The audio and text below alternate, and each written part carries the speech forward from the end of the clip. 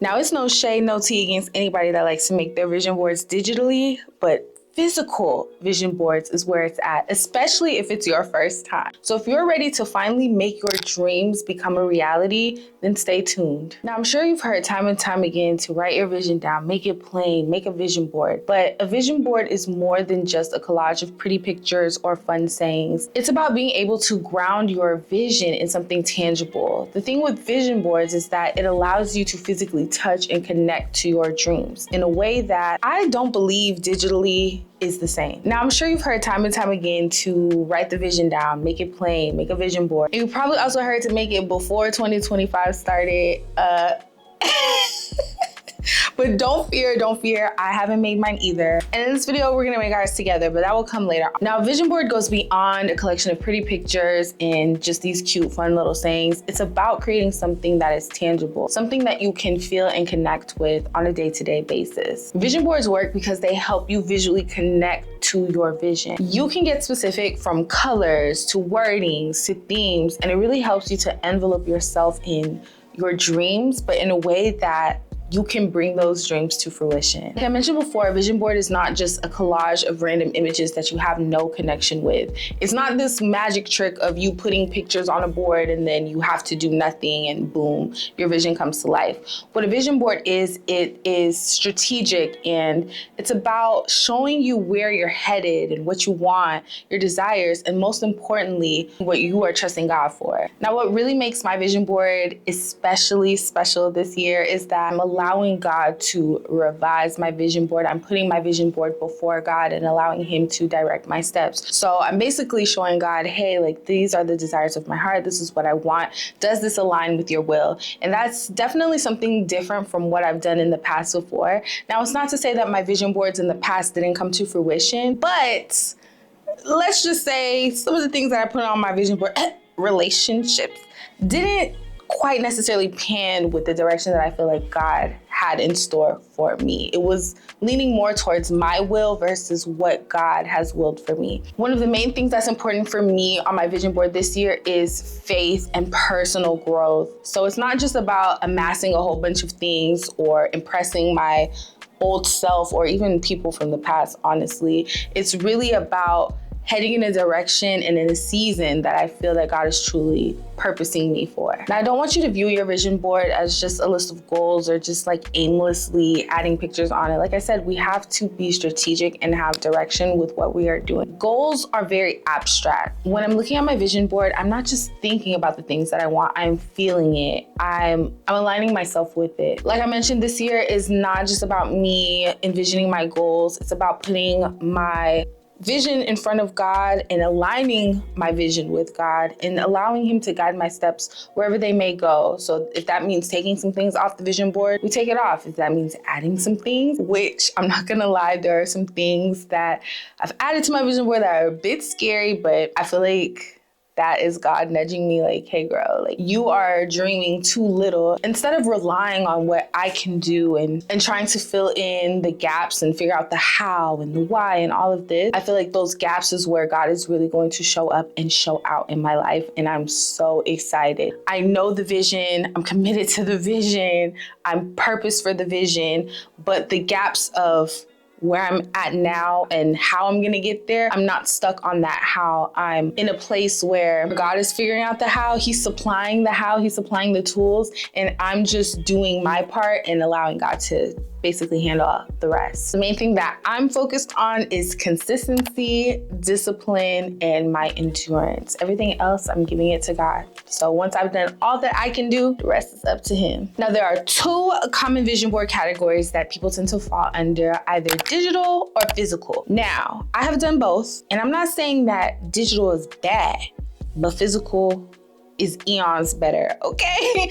There's just a little oomph in a physical board that the digital ones just don't have. I'm sorry.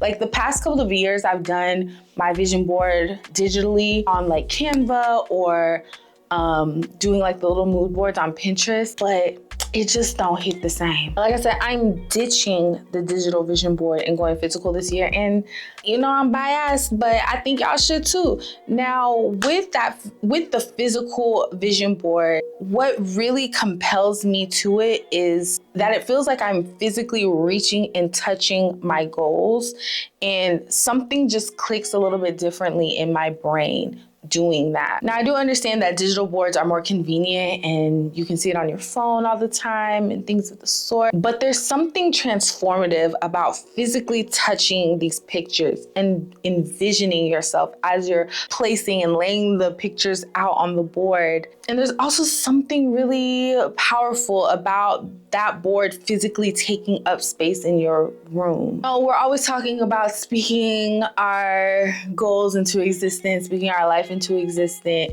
But what about physically touching our visions, our lives, our ideas into existence? Now, there are 3 powerful elements to the effectiveness of vision boards, and they are visualization, written affirmations, and consistency. Now, with the visualization, the mind tends to not be able to distinguish between something being vividly imagined and something real. So when you look at your vision board regularly, it allows your brain to start to believe that it is possible. Visualization also helps to prime your subconscious mind towards those goals. And it goes beyond just saying a bunch of words that feel good. It's more like a powerful declaration, kind of like a war cry. It's faith in action because faith isn't passive. You speak your goals, you're not just imagining them, you're affirming them with your voice and grounding them in your belief. You are creating a dual impact that's both visual and verbal, which further reinforces your trust in God's plan for your life. Written affirmations is about putting your faith in action and believing that what you want, what you desire can be manifested, and that you trust God's will for your life. You trust His vision for your life. And when you do that, you're aligning your intentions with God's will. And this is really phase 1 of trusting God's timing and embracing the season that you're in. Now, the last step is consistency. So desire is something that lights a fire in you in the way that motivation can't. Now, motivation gives you the push to start. Desire keeps you going when the excitement wanes. Now, let me let you in on a little secret. Doubt and inconsistency cannot coexist. Now, faith is going to bring you the vision, but consistency is what is going to bring it to life. And wisdom builds the foundation that holds it all together. You need your why to be rooted deep, or else it's going to be very easy to be led astray or to give up. That's why that's rooted in trying to impress an old version of yourself, or, trying to fit somebody else's idea of success, or just chasing things that deep down you don't really want. It's always going to leave you feeling inconsistent. But once your why is anchored in what you really want, it's gonna make it easier for you to be consistent. Now let's talk about supplies. So you'll need a board, and it can be a poster board, a cork board, whatever speaks to you. I'm going to use a picture frame because I'm feeling a little fancy this year. It's been a while since I've made my vision board physically. So, we going all out for that. Scissors, glue, tape, magazines, printed images of the things that represent your goal. I'm going to get all my images from Pinterest because Pinterest it does it for me. And of course, you're gonna want a little bit of quiet time. I feel like doing your vision boards by yourself is better than doing in a group. I mean, of course you can do that, do whatever, fits your vibe, but a little candle lit, a little soft music, a little you time, I just like to get all up in the feels for it, okay? Now remember, this process is about being intentional. So make sure that you're in a space where you can truly focus on your vision. So once you have your supplies ready, the next step is to really ground yourself in the process and ask yourself, is this vision aligned with what God wants for me? So Proverbs 16:9, it says that people can plan what they want to do, but it is the Lord who guides their steps. I have always had dreams and plans, but this year, laying them at God's feet, thinking, Lord, is this in alignment with what your will is for my life? I'm being really intentional about grounding my goals in God's purpose And this is my way of saying, Lord, here's my vision, but I trust that you'll guide my steps. This year feels very different for me. It feels like a season of renewal and intentionality, focusing on aligning everything I do with God's plan, and I'm allowing myself to be open to his direction, even when the path looks different than I expected. It's a commitment to faith and consistency, trusting his timing and guidance.